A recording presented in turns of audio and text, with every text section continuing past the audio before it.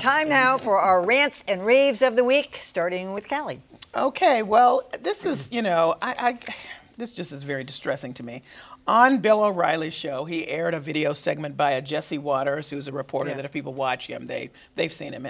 And let's see that Jesse Waters is not your straight reporter. But having said that, he did a piece about Dearborn, Michigan. Oh my God, it's a all Muslim town, and everybody there is Muslim, and we have to worry about them. The Arabic capital of North America, he said, and he accused the city council, or said the city council and the police chief were Muslim. The city council, the police chief, I'm sorry, Ronald Haddad, is Christian, and only 2 members of the city council are Muslim. So let's take a look at the clip.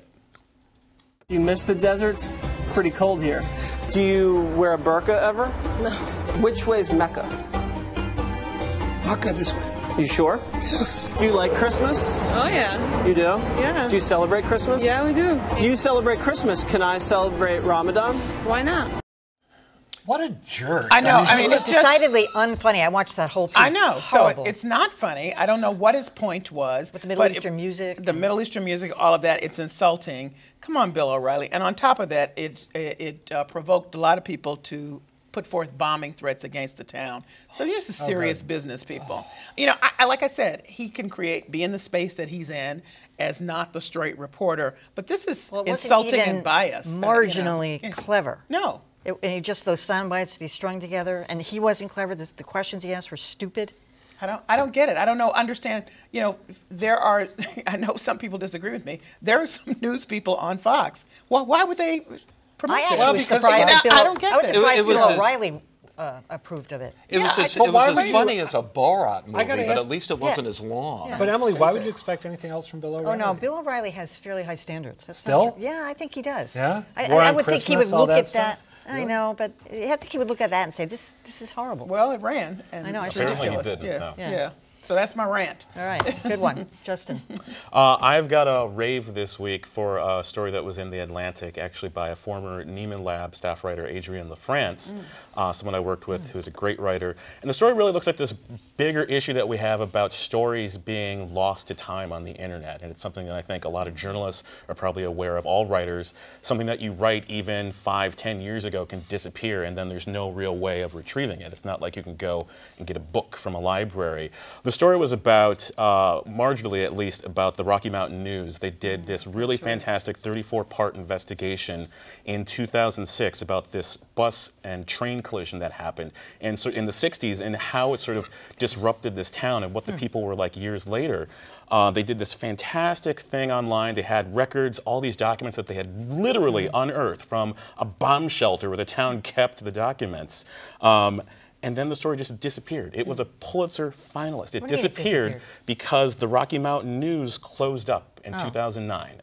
And then after that, slowly, all of its sort of online footprints just disappeared into the sand. And so, fortunately, the writer in this case was able to sort of piece it all back together. He had some of the hard documents and the necessary things to rebuild it online. And so that's sort of the upshot in this case. But there's a broader issue here of the fact that all the things that we write online seem like they're destined to disappear. I haven't saved clips in years, so maybe Either this have is I. a good time Yeah. to start Doing that. All right, Adam, what do you got? I want to do a quick rave for a piece that ran in the New York Times a few days ago. It was titled "The Refugees at Our Door." It's by a woman named Sonia Nazario, who's reported a lot on immigration issues. She basically made the case that the United States has a moral responsibility to aid individuals fleeing from Central America through Mexico who are fleeing not for more economic opportunity, but because they face severe violence or death if they stay in their home countries. It was really, really good advocacy journalism, incredibly evocative writing, terrific photos taken by Kate Orlinsky. I would urge everyone to check it out if they haven't already. Well, The Refugees New York at Our Times Door. has done just a spectacular job on this refugee story. And actually, I should give a nod to the Globe because they did too. Well, one of the points she makes is that here in America, there's been a lot of sitting in judgment on countries like, for example, Hungary. Are they doing enough to accept all these Middle Eastern refugees or not? We have been judging, I think, a little harshly what they're doing. And she is arguing essentially that we're guilty of something very similar here. I would note that Marcela Garcia of the Globe had a piece that aired the same day talking about our migrant crisis here as well. Same vein. Yeah. All right.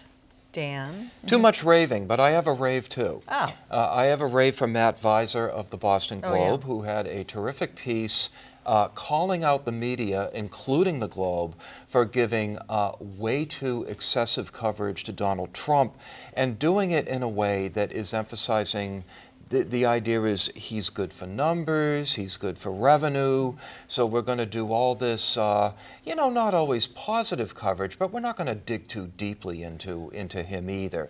And I love the lead. It's Donald Trump has found his running mate, the media.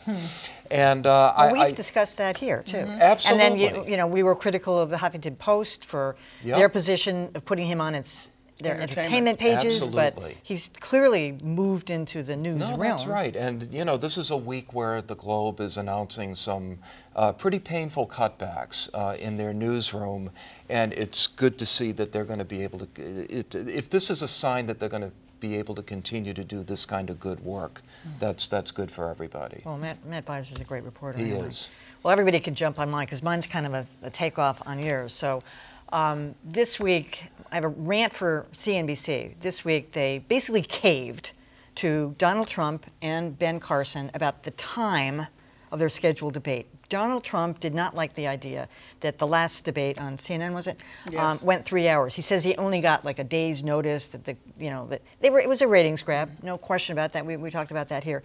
But this time he was threatening not to show up unless they limited it to 120 minutes. So sure enough, in just overnight, they just flip around and say, That's the okay, sort that's of fine. clear and decisive leadership we need in these uncertain exactly. times. Well, and then, wait a minute, and then I also have a rant for NBC, to your point, when Matt Visor mentioned this, for giving Donald Trump 90 minutes to host Saturday Night Live on November 7th. Yeah. I mean, there's not really an equal time issue, but it's more capitalizing on his entertainment value. I would say two things. Donald Trump is not wrong by saying CNBC is trying now to have raised their ad rates, and they stretched it to 3 hours for that. Yeah. He's not wrong. Yeah, he's not. Gotta say it. Yeah. Come All on, right. Donald. Gotta You're right go. about that. All right, that's it for our show. Tell us what you think. Email us, tweet us, or leave a comment. We're always on at beatthepress.org.